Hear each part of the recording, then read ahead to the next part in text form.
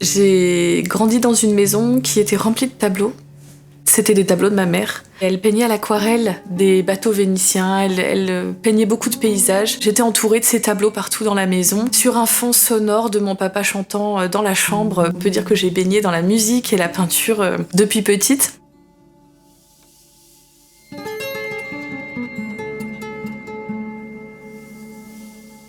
Je me suis essayée un petit peu à l'aquarelle quand j'étais petite. Parfois, j'étais pas passionnée. J'étais plus passionnée par les bandes dessinées. Donc, je m'amusais à dessiner les personnages. J'aimais beaucoup les reproduire, créer des histoires. J'étais pleine d'imagination.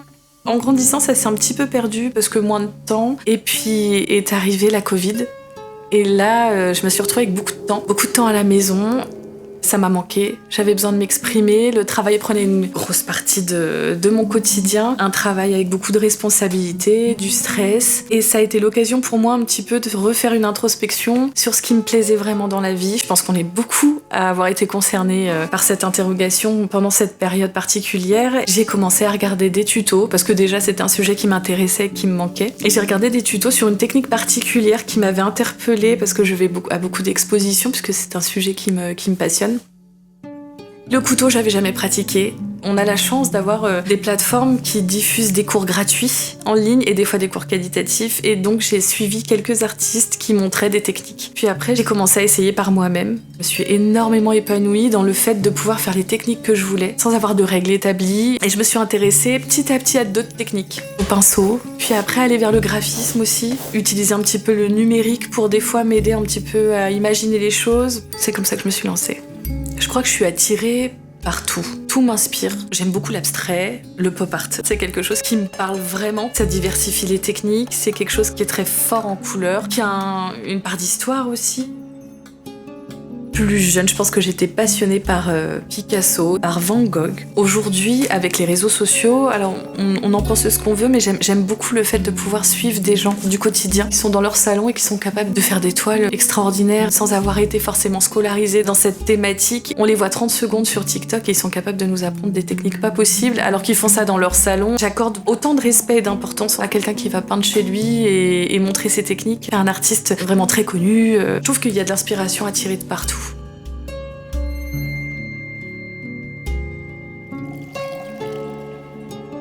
Multitechnique, libre, un peu ambivalent. C'est à mon image. Moi, j'avais besoin de faire de la peinture et le chant, la musique, la peinture. L'art, finalement, c'est une autre toile, c'est une autre façon de s'exprimer. Pour moi, c'est juste un support qui est différent. Je chante autant que je peins. C'est pas matériellement mes mains qui agissent, mais c'est mon imagination qui intervient, ma voix. Je lui donne le volume que je veux, l'intensité que je veux. Comme le cinéma, la photo, l'écriture. C'est que de l'art en fait. On transmet des mots, on transmet une impression, un sentiment. À chaque fois que je peins, sauf si c'est pour une commande, c'est quelque chose que je ressens. J'ai tout d'un coup envie de faire par exemple un musicien. Je vais choisir de le faire en noir et blanc, c'est parce que c'est quelque chose qui va me paraître comme par exemple mystérieux. J'ai envie de refaire ressortir les veines, l'âge, le vécu. J'aime beaucoup étonnamment les cicatrices de peau, les choses comme ça parce que moi ça me parle, je trouve ça criant de vérité. On voit pas le visage, mais à travers des mains usées. Moi ce que je veux montrer c'est quelqu'un qui a du vécu, qui va nous apprendre des choses, qui va transmettre peut-être une douleur de vie. Quand c'est pour un animal, ça peut être parce que je suis fascinée par leur liberté. Je les envie un peu en fait. J'admire quelque chose qui est authentique et qui est pas caché par les normes sociales. J'aime ce côté-là aux sauvageries. On les voit mais on les connaît pas. Donc c'est toujours pour moi une énorme forme de curiosité ou de frustration. Je peins énormément d'animaux parce que c'est quelque chose qui me fascine, qui attise ma curiosité. Je suis fascinée par des choses que je côtoie très peu. Les oiseaux par exemple, j'en fais beaucoup parce que moi j'ai l'impression que la Terre elle est remplie de milliers d'oiseaux mais que je les vois jamais.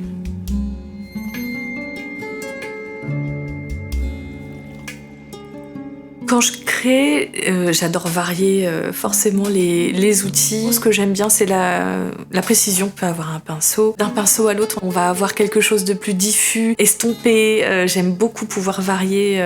Avoir aussi des pinceaux liner très très fins pour faire les poils, les plumes. J'adore le couteau parce que le couteau, c'est quelque chose qui va ajouter de la matière en masse, de la texture. On fait aussi des petits détails, par exemple de l'usure d'un bec. Ça granule, ça prend aussi la texture de la toile. Et l'aérographe, c'est mon chouchou, je pense. C'est celui qui donne quelque chose de plus dufteux, diffus. J'aime beaucoup faire les yeux et finir avec l'aérographe pour donner un relief. L'aérographe, c'est clairement mon outil fétiche.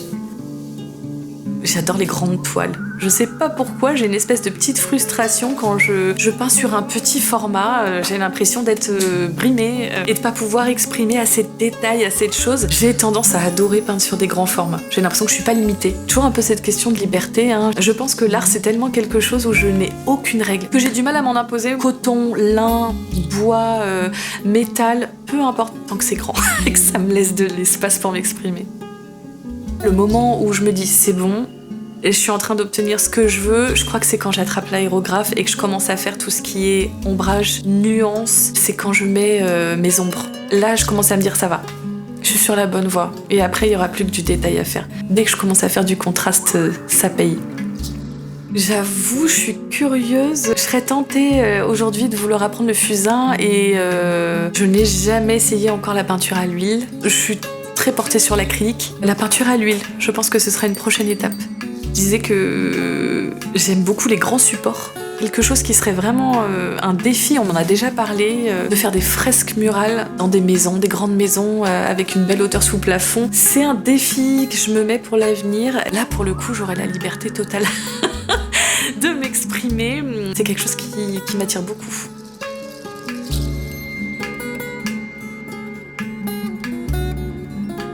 Ça me parle, on est venu à moi humblement en se disant voilà, qu'on s'était intéressé à ce que j'avais fait. J'aime beaucoup l'idée de pouvoir rendre l'art accessible. Pour moi, c'est super important. Plus on va diversifier les offres de formats, plus ça peut parler à tout le monde. Et puis j'aime aussi le fait que quelqu'un va aimer un poster, quelqu'un va aimer un petit cadre, quelqu'un va aimer la toile originale. Et je pense que c'est bien de pouvoir s'adapter à la demande de tout le monde.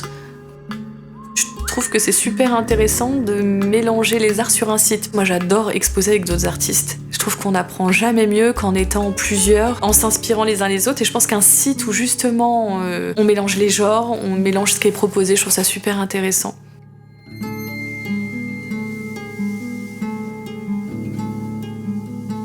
Malgré toutes les œuvres que j'ai pu faire sur les animaux, étonnamment, je pense que celle qui me représenterait le plus, c'est La Cité.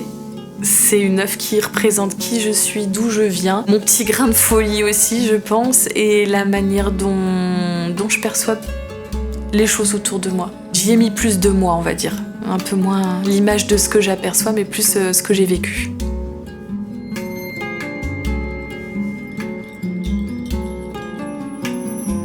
Toujours. Je suis toujours en mouvement, ouverte à plein de choses. Ça bouge tout le temps. L'art, c'est tout le temps. C'est imprévisible.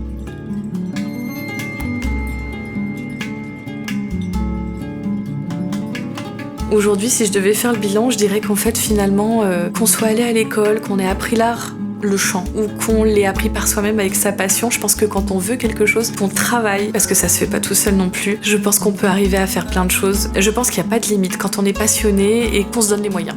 Donc foncez. Je dirais que ça. Foncez et travaillez.